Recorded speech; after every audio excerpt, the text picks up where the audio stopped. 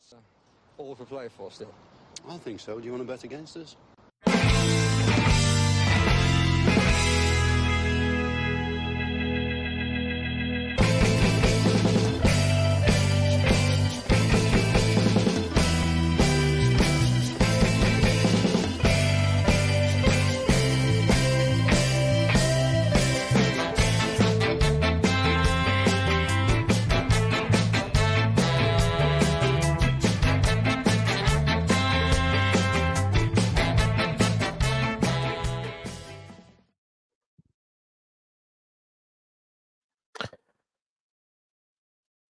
Oh, Jesus.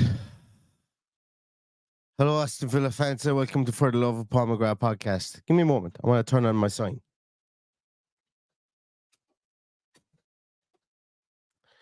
Because I needed a bit of a breather. That was as frustrating and yet at the end as bonkers a game of football. As I didn't expect the game to be that wide open, to be that bonkers as it was today. That was not for the faint-hearted, I think. You start the game with an Emi Martinez absolute howler to put us one down, and then we end up equalising with an absolute poxy goal. You know, so I suppose karma has its way of coming back to kind of even itself out, maybe.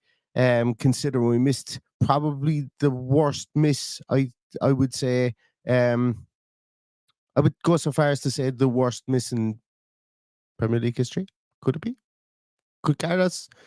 Like, it's 0.99 XG, and you know how much I love XG, but in this instance, I will quote it, 0.99. And some very, very wasteful chances that we had. Obviously, we had a goal ruled out, they had a goal ruled out. It was just a bonkers game. A game for the neutrals.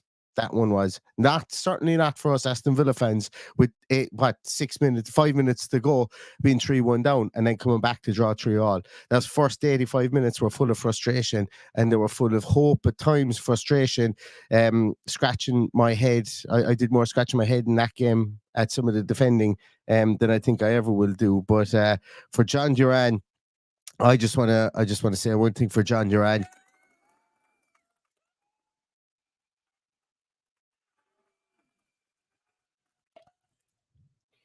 Yeah, boy. Absolutely dug us out of the fire, dug us out of the mire. There is what he did with those goals at the end. The man is unconventional, absolutely unconventional.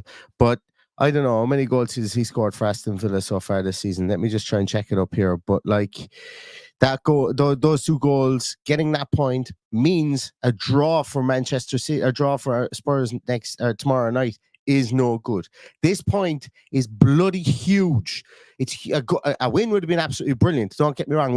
Obviously a win would have been great. We all know that. This point should not be spat in the eye at. You know, this point could be massive. Like, if I was a Spurs fan now, I would have my head in my hands going, what just happened to Liverpool in the last 5 minutes? What just happened? We will talk about maybe not tonight, because tonight is a night for Villa fans to, I suppose, to just kind of just try and draw breath, I think. But I want to get Paddy on. I want to get him to talk about this maybe tomorrow night. Because I need to watch that game back again. I watched that game and I got really emotional at times. There was a lot of swearing done at the TV. There was a lot of, I think I kicked the air at one stage, and my shoe fell off and walloped against the wall and woke up the young fella. So like, that was kind of, and I don't usually get like that during matches, but I think I could feel that Liverpool might have been there. I won't say there for the taking, but I couldn't understand how they had gotten their lucky goal to start. They had gotten a second goal afterwards, which, look, the lines were drawn. I'm not going to be here. I'm not going to give out up the lines. Once again, what I will give out about is the frame rate is fucking piss poor on these Premier League cameras. It's piss poor on the frame rate on the monitors that they use. It's just piss poor. It's not up to standard, and you cannot use frame rates if you're only going to be using standard 4K. You need to use the top of the range for frame rate. But anyway, we won't go down that route. At the minute. It could, like, so they get that second goal, goes to 2-1. Probably, I thought Martinez could have done better for the second goal as well. Yuri Tielemans' goal will be forgotten about in this game. And my God, that's an unbelievable strike.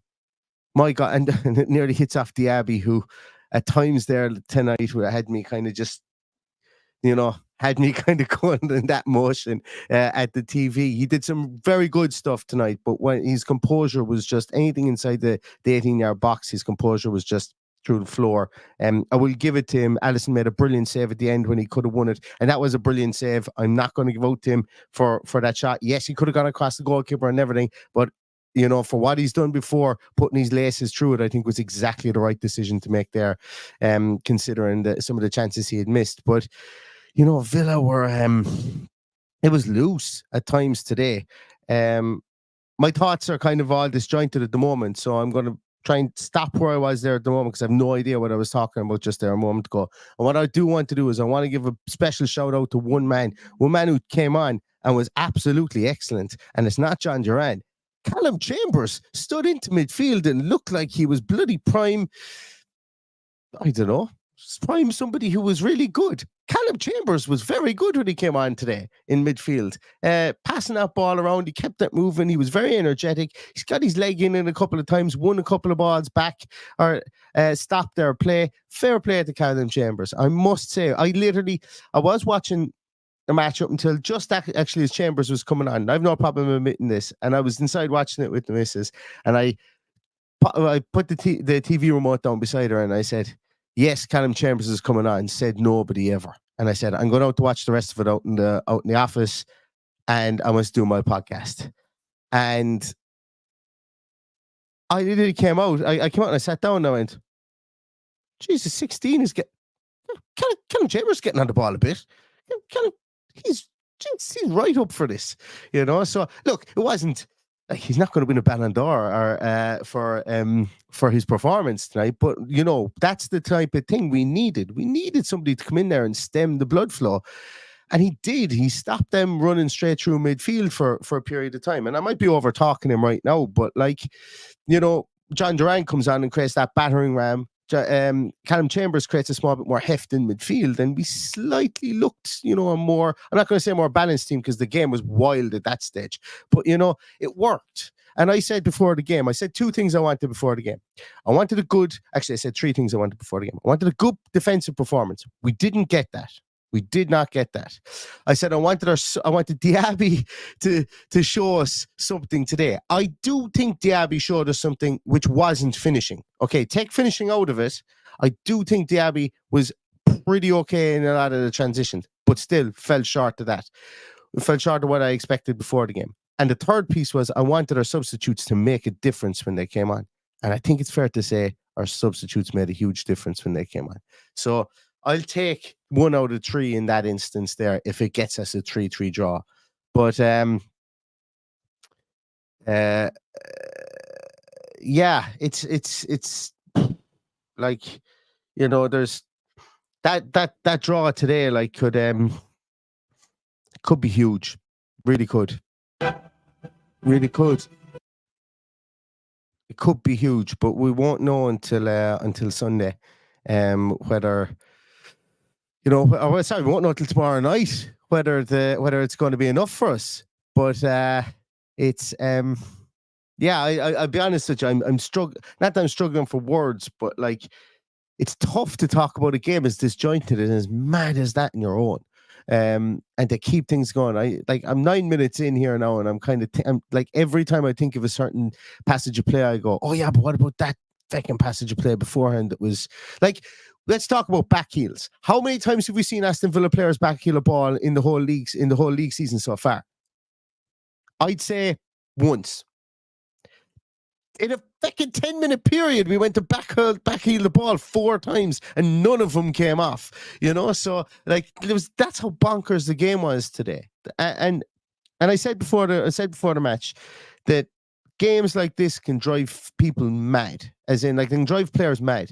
A game like this where they know everything's on the line, their last home game, and I said this, as I said, against Brighton as well. It can do funny things to players. It can make them play above their station, or it can make them shrink into themselves. But it can also make them do absolutely crazy stuff on the field as well.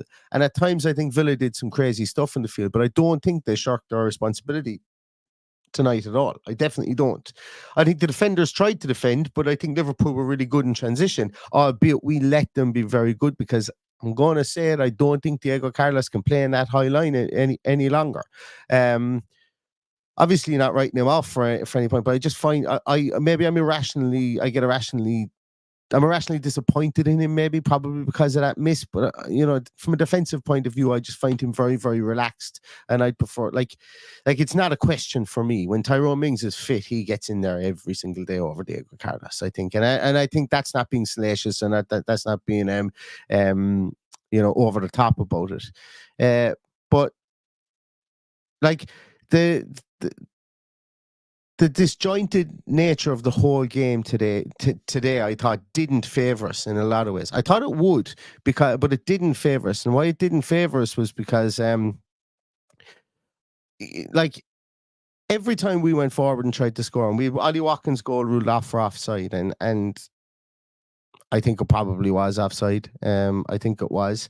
You think when that goes in, yes, Villa have a chance. Villa could go in and win this, or they could go in and draw it at least, and then it gets ruled off for offside. And after the Gakpo goal not being ruled off for offside, and you can, as I say again, talking about frame rates, they were all wrong there. And then Luis Diaz being called for offside for that goal, and then the Harvey Elliott goal being ruled offside, and you're kind of wondering, this game is way too open. And remember, it was 3-1 at this stage. Now, when the Diaz goal to Nunes was it the Diaz to Nunes was ruled offside, and when the Harvey Elliott goal was ruled offside, let's say it's 4 or 5-1. It could have been 4 or 5-1 there at that stage. And we're ruining missed chances. We're ruining the Moussa Diaby through 1-on-1 with the goalkeeper and blasting over the bar. We're ruining Diego Carlos not diving header in it, or leaving it to Ollie Watkins at the back post for his 0.99 XG chance and putting it wide of all things. We're ruining that chance. We're ruining the chance whereby the ball comes across to Ollie Watkins. He tries to backheel it as opposed to letting it run to I think it was Douglas Luiz just there within the area, and he has a tap in. Well, there's two players between him and the goalkeeper, but the goalkeeper's miles over the other side of his goals. We're ruining these chances where we were very uncomposed and we were very jittery. And Liverpool weren't. Liverpool were going through and they were a bit fluid and they were playing within themselves, and they were 3-1 up, and it could have been 5-1. Those two goals were ruled offside, and I'm sitting there and I'm going, our goal difference could have taken a massive hit. Then Jhon Duran sticks one in the back of the net from outside the box. Beautiful finish. And you're kind of going, whew, Jesus, like 7-8 minutes ago, we could be 5-1 down. I just turn off those gestures. 7-8 minutes ago, we could be 5-1 down. And now we're 3-2, and then you're kind of thinking, wouldn't it be great if we come back and draw it? And then to get that goal at the very end where it was just complete and utter luck. He has no idea what the hell is going on. It hits off him and it loops up into the goals. It cancels out the blooper at the start from Emi Martinez from that bit of good luck, and Villa are 3-3 going in the 88th minute. And the headlines tomorrow will be Duran. And if they're not, the headline writers need to all be fired, every single one of them. You will not get an opportunity where Villa play against Liverpool, where all Liverpool fans are probably going to buy the newspaper tomorrow morning, and to have Duran on the back of it. Just do it, newspaper editors, and I'll give you that one for free. But it was a game of ebbs and flows. It was a game of emotional roller coaster, and I know the emotional roller coaster is overused, I suppose, really with sport. But as I say, we very easily could have been 5-1 down, only for they were offside, but they were marginally offside. And if we're 5-1 down and we lose 5-1, that's 4 goals off our goal difference. And Spurs have to play City, and Spurs have to play Sheffield United, who've conceded 101 goals this season already. Last day of the season, and we have to go to Crystal Palace. Anything was going through my mind at that stage. Anything was going through my mind. And it's the beauty of supporting Aston Villa, and the beauty of just being a sports fan in general, I think, is it's almost a curse and a blessing to love a sports team, or to love a sport, or to love multiple sports teams as much as we all do. It's almost and specifically one that's not a perennial winner or a perennial achiever as such.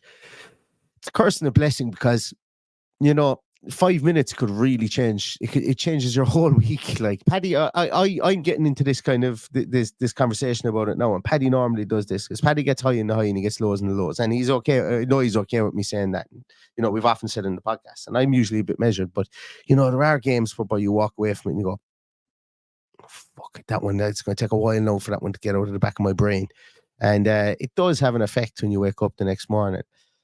And and I know myself when I wake up tomorrow morning, I probably won't remember Diego Carlos's miss anymore. And I would now be focused on watching City and Man City, or I won't remember those 2 ruled off goals where it could have been 5-1 down. It could have been four goals worse off in the goal difference. And I'd be looking forward to Man City and Spurs tomorrow. And if Spurs beat Man City, well, fair fucks them. That's what I will say, because Man City are an absolute juggernaut. And I know their record against Spurs in the Tottenham Hotspur Stadium is not good. In fact, they've only scored 1 goal there in the last 5 years, I think it is, and that was in the FA Cup this year when they beat them 1-0. So it's like they have it all to do, Spurs, against the Man City team who don't have a good record there. But Man City know that if they lose tomorrow night, they lose the league. It's that simple. It's almost a given that they will lose the league if they lose tomorrow. So it's going to be an absolute. It's going to be one that we're going to that everybody will be watching. Do you know what? Let me just check, see if I'm available. I'm going to do a watch along for Spurs. Would anyone like a watch along for Spurs and City tomorrow, and we can chat through it?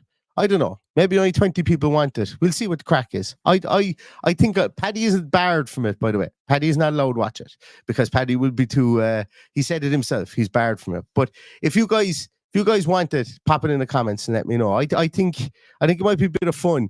I think it might be a bit of fun, and we'll see what the crack is. So yeah, okay, right. I'm seeing everybody saying yes, please. Okay, if I can get the If I can get the old hall pass from she who is to be obeyed indoors, and if the kids go to sleep on time, we'll get on for I'll put it up, and even if we don't make the very, very start of the game, we will pop on for a watch along. How's about that? Agreed. Team decision. Love it. Team decision. I absolutely love it. Brilliant, brilliant, brilliant. And hopefully we can all sit here and hopefully Phil Foden does what he did against us and just goes absolutely nuclear and scores 3 goals. That would be absolutely excellent. I think that'd be amazing. Getting back to tonight's game, I just remembered one thing as well. Did anybody find out where Matty Cash was? I'm just waiting. I had a little bit of a pause there just to see if it was coming up in the comments. Anybody figure out where Matty Cash was? Calf injury reported by Jack. I didn't. Do you know what? That's actually somebody I didn't see any of his tweets during the game, Mr. Tanswell.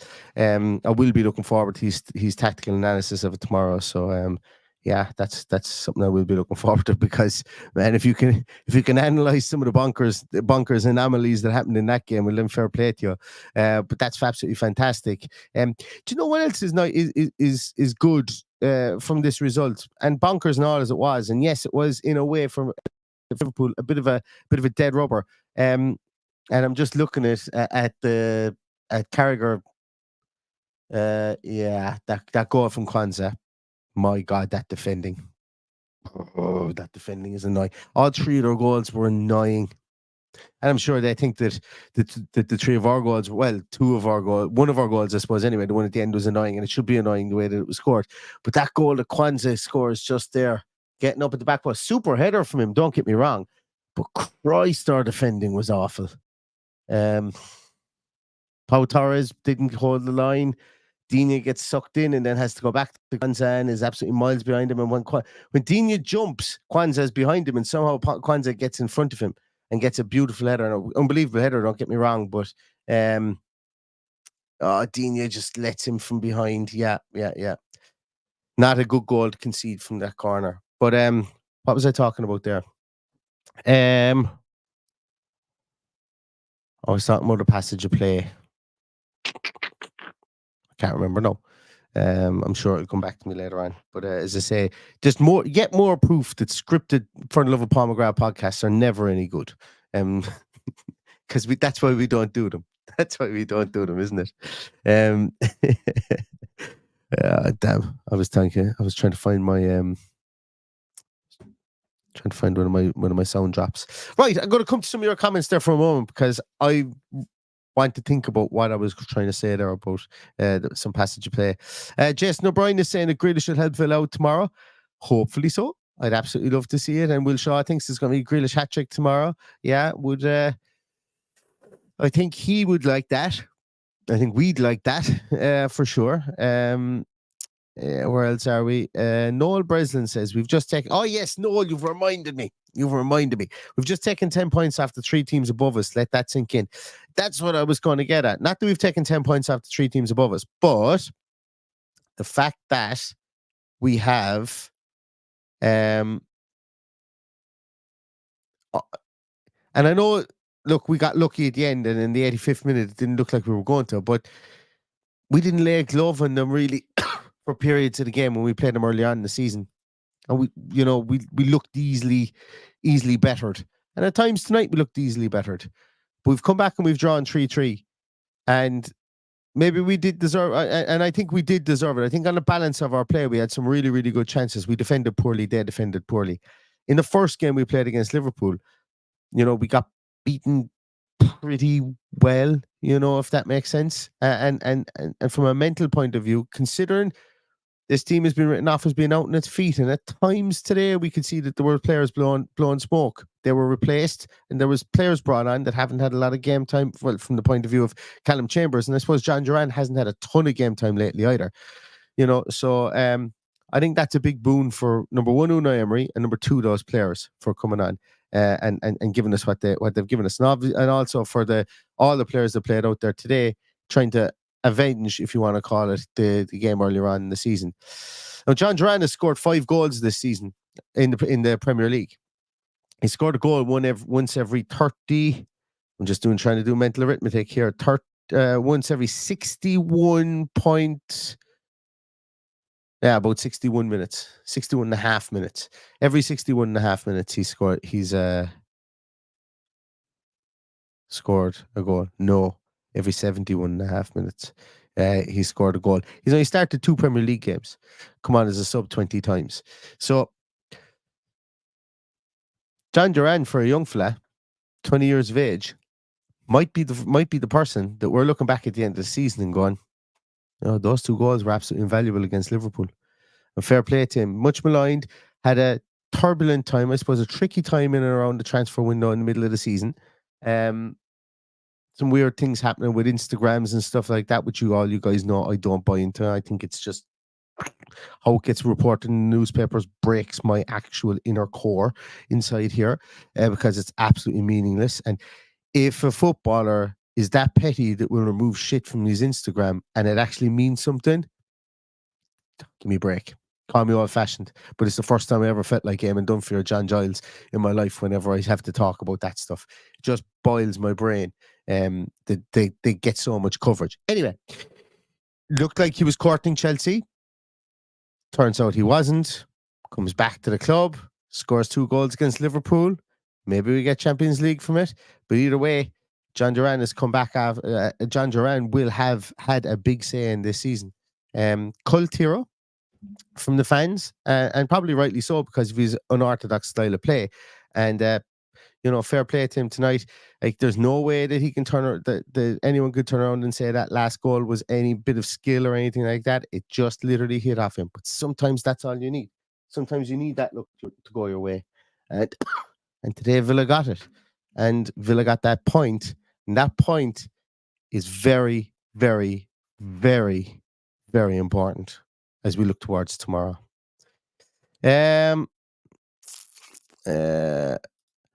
Paul Miller says rumor is Tom Hanks is doing an Adidas photo shoot tomorrow.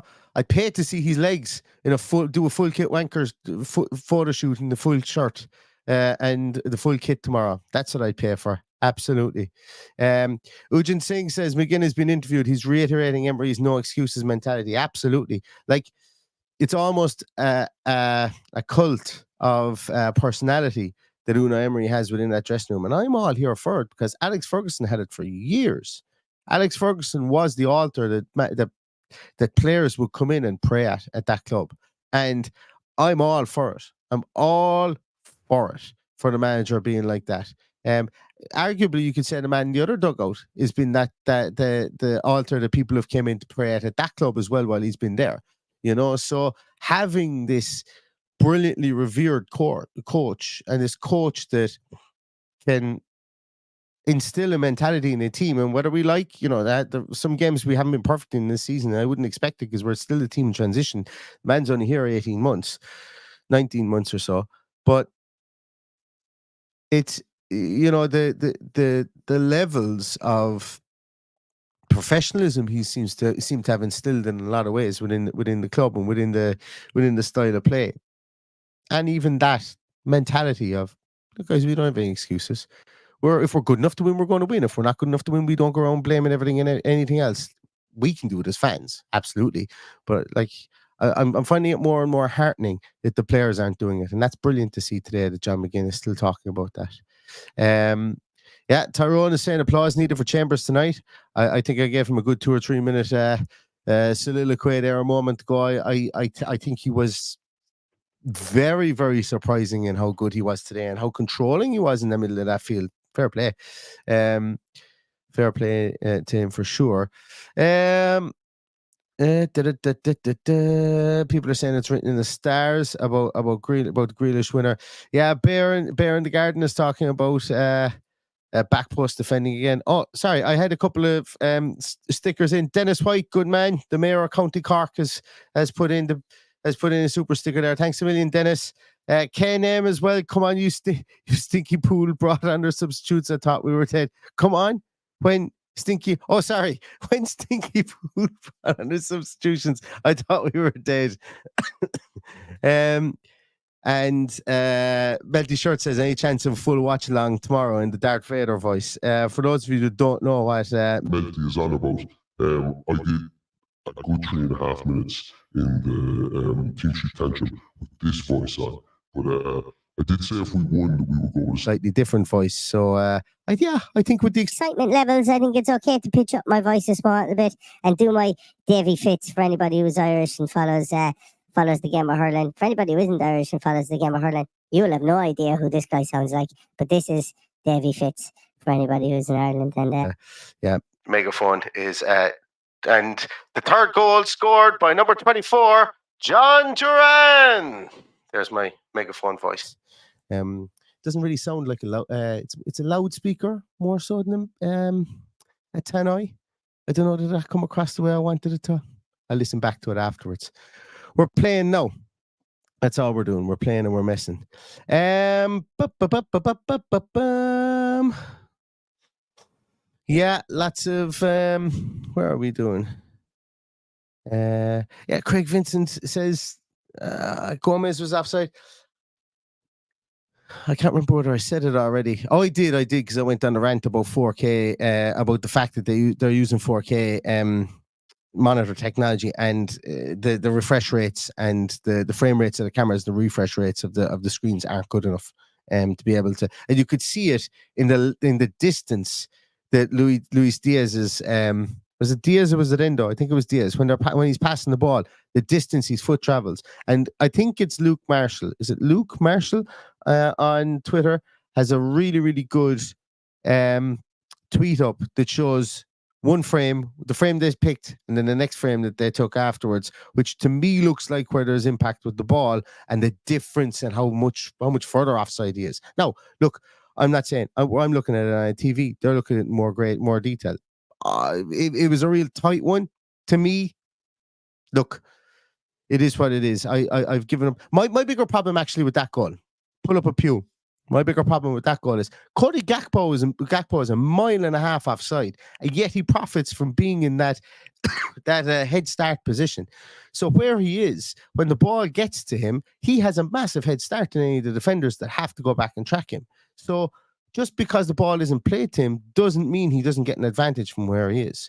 So I do have an issue with that. Now, for the goal that Watkins scored that was ruled out when Bailey was offside, Watkins was a mile offside as well.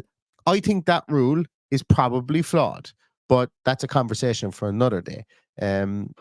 with regards to, I suppose, offside. And plus, there's so many idiosyncrasies with regards to offside as well, that the amount of passages of play in between when, you know, that person was offside and then when they become active again and all that. I just think it's overcomplicated at times. But look, hey, I won't fix it tonight. I'll leave that up to Arsene Wenger and the Brain Trust in FIFA to do that.